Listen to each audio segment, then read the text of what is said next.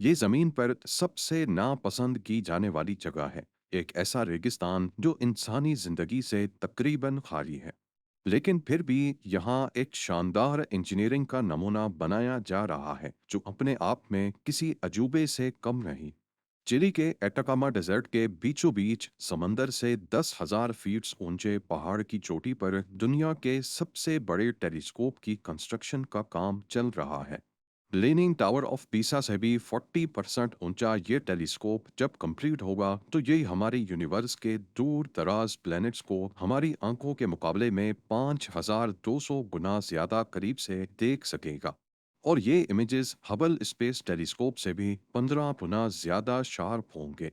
पर जमीन की सबसे खुश्क जगह पे दुनिया का सबसे बड़ा टेलीस्कोप बनाना किसी चमत्कार से कम नहीं है। एटाकामा डेजर्ट एंटार्क्टिका के बाद दुनिया का खुश्क तरीन एरिया है जहां कुछ ऐसे हिस्से पाए जाते हैं जहां इतिहास में एक बार भी बारिश की बूंद नहीं पड़ी। ये टेलीस्कोप टाइम में पीछे जाकर यूनिवर्स की पहली गैलेक्सीज, स्टार्स और प्लैनेट्स को कैसे देख सकेगा। अर्थ जैसे दूसरे प्लैनेट्स को ढूंढने में ये टेलीस्कोप साइंटिस्ट की क्या मदद कर सकता है। और सबसे बढ़कर साइंटिस्ट और कंस्ट्रक्शन टीम को एटाकामा डेजर्ट की ऊंचाइयों में एक फुटबॉल फील्ड जितने बड़े डोम की कंस्ट्रक्शन के दौरान किन किन मुश्किलात का सामना करना पड़ा। नाजरीन, साउथ अमेरिका के पैसिफिक ओशन फ्रंट पर 1,000 किलोमीटर पर फैला हुआ ये है चिली का एटाकामा डेजर्ट। एंटार्क्टिका के बाद ये दुनिया की सबसे खुश्क तरीन जगह मानी जाती है। यहाँ कुदरत के ऐसे अनोखे रंग हैं जिन्हें शायद हम पहली बार देख रहे हैं।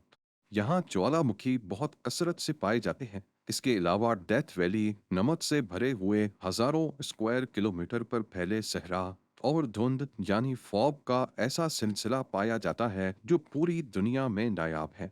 पर एक चीज जो जिंदगी के लिए सबसे जरूरी है वो यहाँ नहीं मिलती।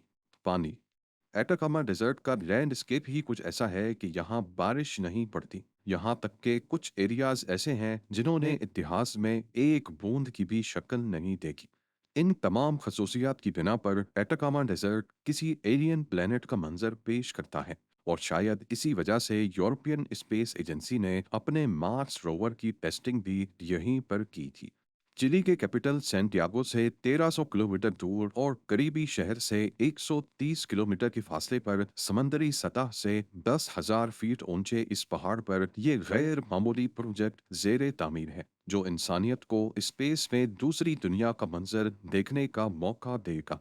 यूरोपियन सदर्न ऑब्जर्वेटरी, जिसे ईसो भी कहा जाता है, इस स्पॉट पे एक बहुत बड़ा टेलीस्कोप बना रही है जिसे एक्सट्रीमली लार्ज टेलीस्कोप या फिर शॉर्ट में ELT का नाम दिया गया है। हालांकि इसकी कंस्ट्रक्शन अभी मुकम्मल नहीं हुई, लेकिन इसे देखकर ये अंदाज़ा लगाना मुश्किल नहीं होगा कि इसे ये नाम क्यों दिया गया है। इस टेलीस्कोप में एक बहुत बड़ा मिरर यानी आईना लगाया जाएगा जिसका डायामीटर ना सिर्फ 39 मीटर्स बड़ा बल्कि अभी तक के सबसे बड़े टेलीस्कोप से भी 4 गुना बड़ा होगा। ये आईना हैरत अंगेज तौर पे इंसानी आंख से 10 करोड़ गुना ज्यादा रोशनी जमा कर सकता है। पर शर्त यह है कि इसके ऊपर मिट्टी का एक जर्रा भी ना गिरे। इससे बचने के लिए टेलीस्कोप को एक बहुत बड़े स्टील डोम से कवर किया जाएगा जिसका वजन लगभग 2400 पिकअप ट्रक्स जितना वजनी है, ऑलमोस्ट 6,000 टन। इस डोम पर दो बहुत बड़े दरवाजे लगाए जाएंगे जो दिन के वक्त बंद रहेंगे। ये डोम इतना ऊंचा है कि इसके अंदर स्टैचू ऑफ लिबर्टी भी खड़ा हो सकता है। और फैलाव की बात की जाए तो इसके अंदर एक पूरी फुटबॉल फील्ड भी बनाई जा सकती है। इसके नीचे एक हाई टेक प्लेटफॉर्म लगाया गया है जो पूरे टेलीस्कोप को 360 डिग्रीज घुमाने के काबिल बनाता है ताकि रात को आसमान के किसी भी हिस्से को देखना आसान हो। ये सोचने की बात है कि दुनिया के इस वीरान इलाके में जहां आसपास मीलों दूर कोई आबादी नहीं, कंस्ट्रक्शन टीम ने इस पेचीदा प्रोजेक्ट की शुरुआत कैसे की होगी।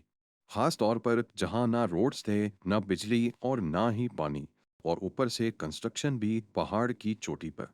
इस प्रोजेक्ट के लिए ईसो ने सबसे पहले यूरोप में ही काफी जगहों का मुआयना किया, लेकिन आखिर में उनको साउथ अमेरिका की इस लोकेशन को चुनना पड़ा।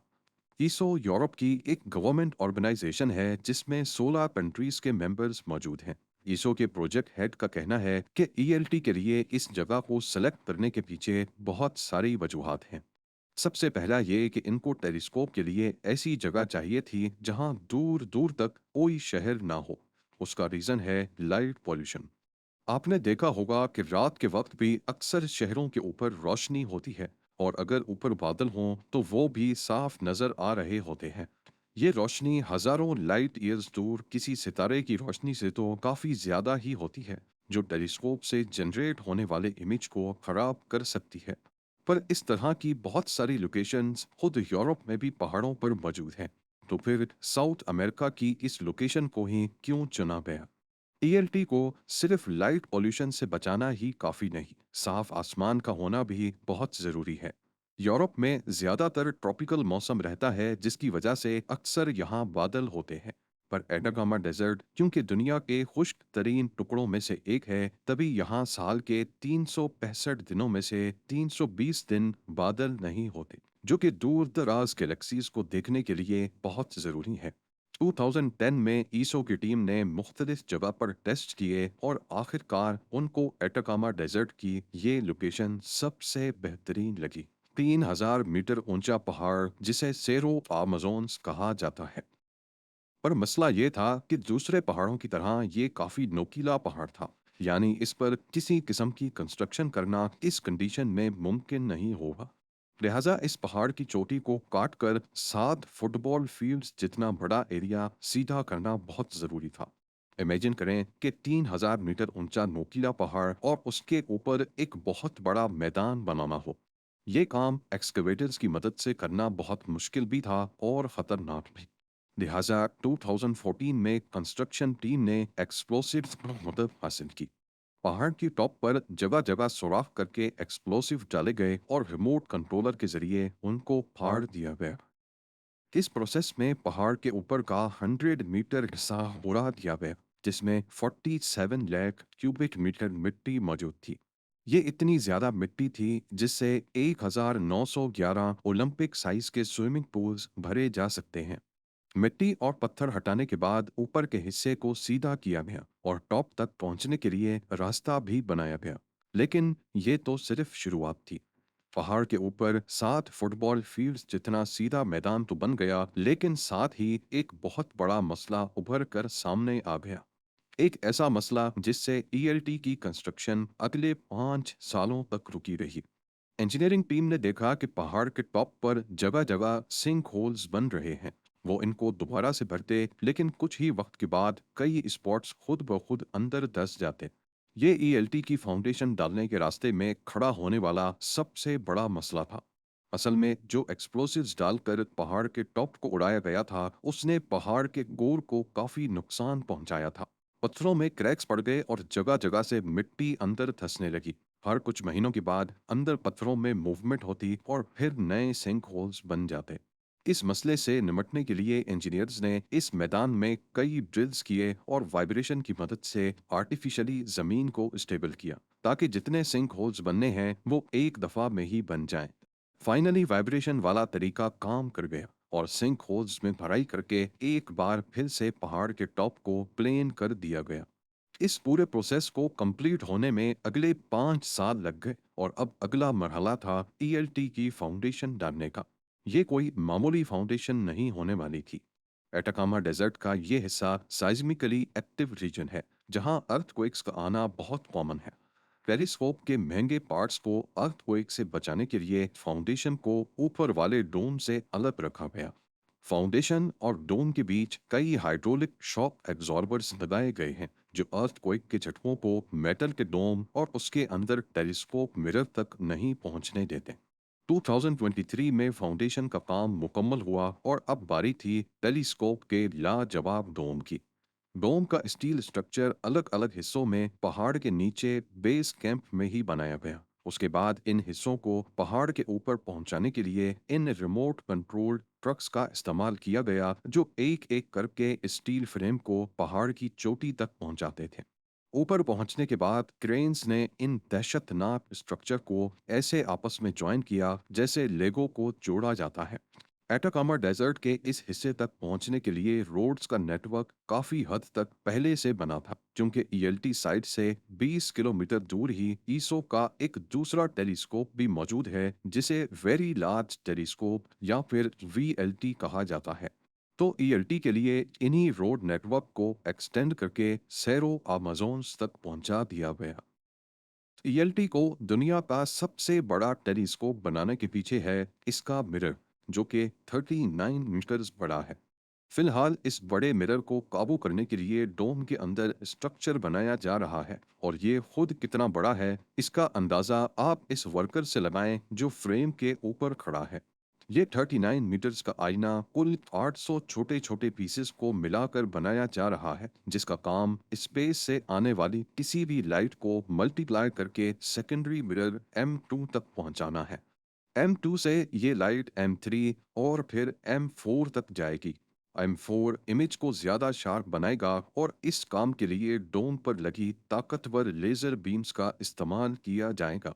ये लेजर्स आमतौर पर ऐसी वेवलेंथ पर सेट की जाती हैं जो 90 किलोमीटर आसमान में सोडियम एटम्स को एक्साइट कर देती हैं, जिससे वो चमकने लगते हैं और एक आर्टिफिशियल स्टार बन जाता है। टेलीस्कोप इस आर्टिफिशियल सितारे को एक रेफरेंस पॉइंट के तौर पे इस्तेमाल करता है, ताकि रियल टाइम में ये पता लगाया जा सके कि एटमॉस्फेयर किस तरह से रोशनी को डिस्टॉर्ट या धुंधला कर रहा है। जब एटमॉस्फेयर में मौजूद डिस्टॉर्शन का पता लग जाता है, तो फिर आसानी से टेलीस्कोप के इमेज में मौजूद धुंधलेपन को खत्म कर दिया जाता है। इस पूरे प्रोसेस को एडॉप्टिव ऑप्टिक्स कहते हैं। M4 से इमेज का धुंधलापन खत्म करने के बाद ये लाइट M5 तक जाती है, और यहाँ पर इमेज को ठीक करके प्रोसेसिंग के लिए भेज दिया जाता है। टेलीस्कोप की शानदार वर्किंग के बारे में तो बहुत हो गया। यहाँ सबसे बड़ा सवाल ये है कि ईएलटी के जरिए हमें आखिर हासिल क्या होगा। ईएलटी वो वाहिद टेलीस्कोप होगा जो हमारे सोलर सिस्टम के बाहर एक्सो प्लैनेट्स की डायरेक्ट फोटोग्राफ ले सकेगा, वो प्लैनेट्स जिनमें जिंदगी के आसार होने का खदशा है। फिलहाल इन एक्सोप्लैनेट्स को दूसरे टेलीस्कोप्स इनडायरेक्टली देख सकते हैं, सिर्फ तब जब वो अपने सितारे के सामने से गुजरते हैं तो उनका साया नजर आता है। डायरेक्ट फोटोग्राफ के जरिए हमें ये मालूम पड़ सकता है कि उन प्लैनेट्स पे एटमॉस्फेयर कैसा है, और एटमॉस्फेयर से पता लगेगा कि वहाँ पर पानी है या नहीं, कार्बन डाइऑक्साइड है या ऑक्सीजन, या फिर कोई ऐसी मखलूक तो नहीं जो अर्थ की तरह पॉल्यूशन पैदा कर रही है। ईएलटी के इतने बड़े आईने की वजह से इसमें काफ़ी ज़्यादा लाइट जमा हो पाएगी, और इसके ज़रिए हम यूनिवर्स के शुरुआती दिनों में भी देख सकते हैं।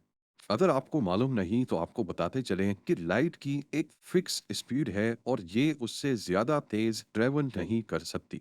इसी चीज़ का फ़ायदा उठाते हुए हम यूनिवर्स के पास्ट में भी आसानी से देख सकते हैं।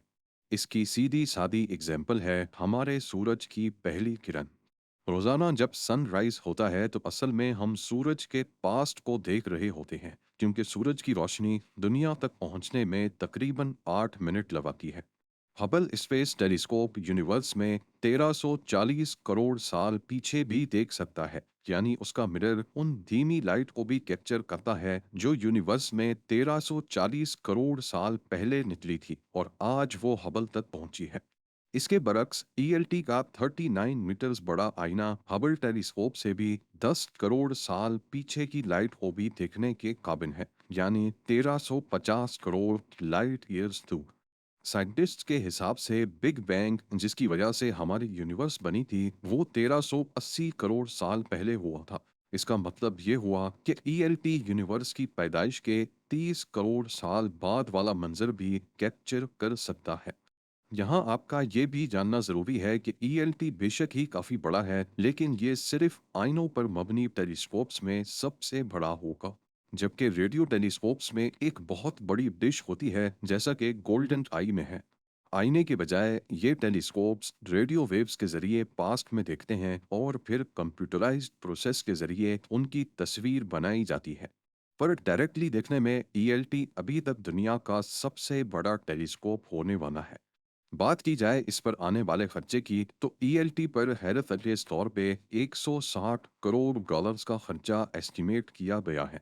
13,600 करोड़ रुपए। ये करीब इतना ही खर्चा है जितना दुनिया की सबसे ऊंची बिल्डिंग बुर्ज खलीफा को बनाने में लगा। एक्सपर्ट्स के मुताबिक ईएलटी की कंस्ट्रक्शन 2029 में मुकम्मल होगी। पूरी तरह तैयार होने के बाद शायद ये सबसे बड़े सवाल का जवाब दे पाए कि क्या वाकई हम इस यूनिवर्स में अकेले हैं या फिर हजारों लाइट ईयर्स दूर अर्थ जैसे किसी प्लेनेट पे भी जिंदगी बसती है।